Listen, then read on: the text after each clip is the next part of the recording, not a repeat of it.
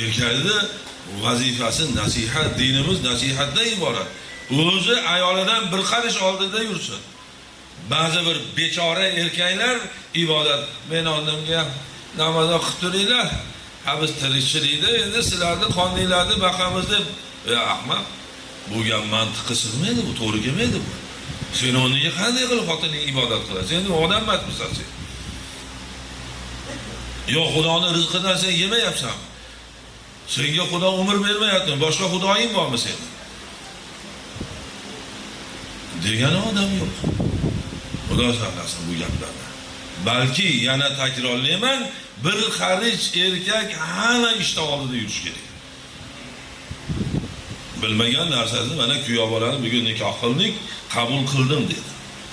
Qabul qildim tagida nima gaplar bor? Hammamiz qabul qilamiz dedi. Aksar onam qabul qilganlar o'tiribdi.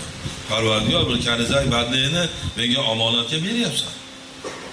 Omonatingni qabul qildim. Otasini ixtiyoridan chiqdi, meni ixtiyorimga o'tdimi? Dunyoda nimaki muhtojlik sezsa o'zim muhayyo qilaman, Parvardigor. Ustidagi ilmlarni bilmasa o'rgataman. Men bilmasam billa o'rganib roziligingni topamiz, o'zimizni ko'zimizni haromdan saqlab. Xudoga